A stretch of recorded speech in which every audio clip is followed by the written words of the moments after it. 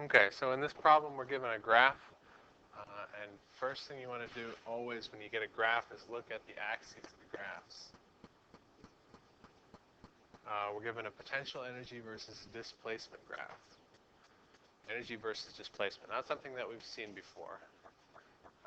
Energy is given in joules, and very, very important, displacement is given in centimeters. So anytime you get a formula with displacement in it, or you're going to use displacement in a calculation, you got to convert that to meters prior to doing so.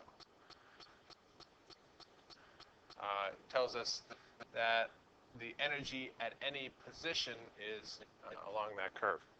We have a 3 kilogram object subject to a restoring force undergoing simple harmonic motion. That doesn't mean a whole lot to you right now. It will be when we start talking about simple harmonic motion. But it's just either a spring or a pendulum. That's all that it means.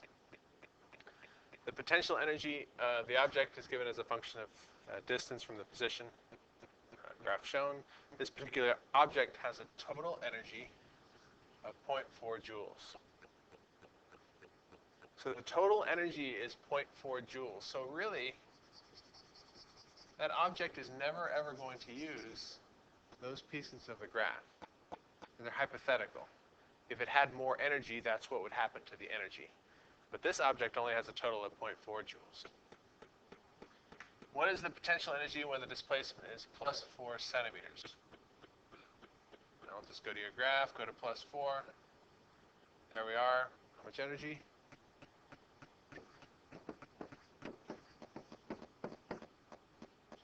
Oh, 0.05 joules.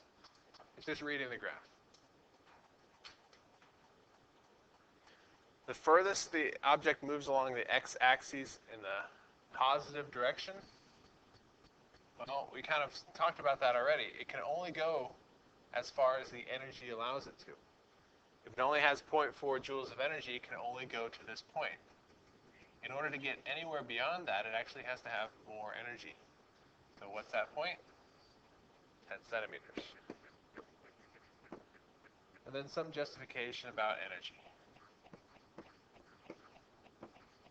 Energy to go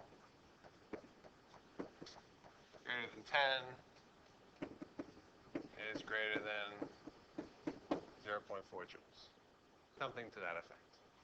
And you can be more elaborate, more elegant than that, but essentially that's what we're saying.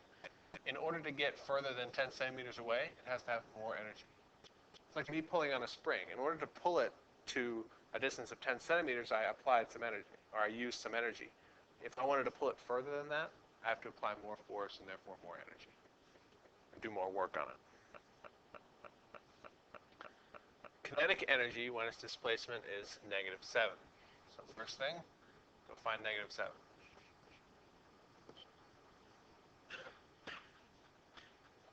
Well, we know that its potential energy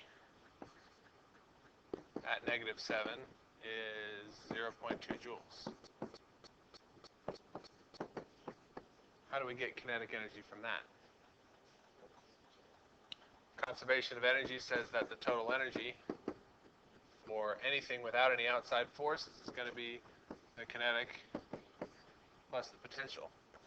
Well, we know from the problem that the thing has a total energy of 0.4. 0.4 joules equals whatever we have in kinetic plus the 0.2 joules, which is used up in potential. So the kinetic energy, therefore, is 0.2 joules. Conservation of energy. Now for speed. Speed is related to kinetic energy. Do we use 0.2 joules? 0.2 joules was at -7. Our problem is dealing with x equals 0.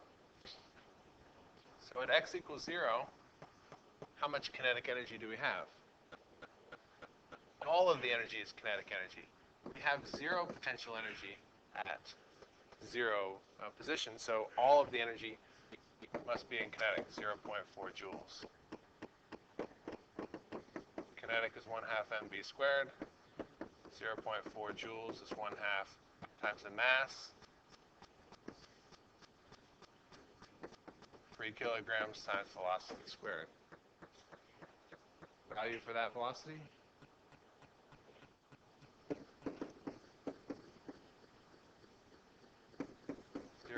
.5 meters per second.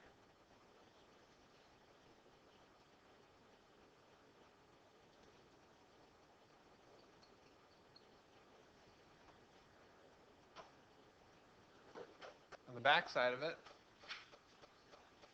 the problem indicates that this was in fact a pendulum and not a spring. And the pendulum is undergoing this motion and it breaks, as pendulums do in AP physics problems. They tend to break and turn into projectile motion problems. So it breaks. How far away does it land? What's the first thing you have to solve for in projectile problems? Time. And we use the vertical direction to do that. Change in y is VOT plus 1/2 AT squared. Change in y, negative 0.5. Initial velocity in the y is 0. Acceleration in the y is negative 10 t squared. Time.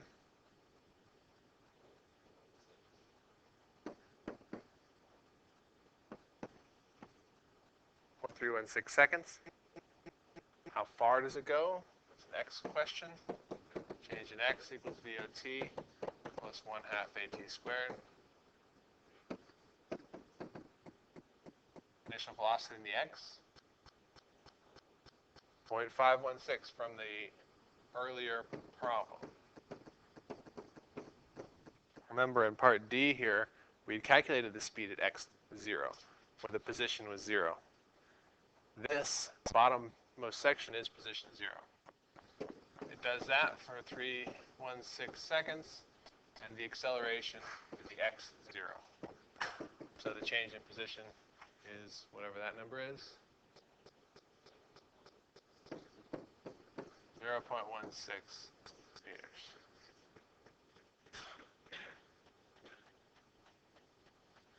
They always do this to you, especially in energy problems. They throw some other concept into it. Circular motion, projectile motion, springs, harmonics, which we'll talk about next.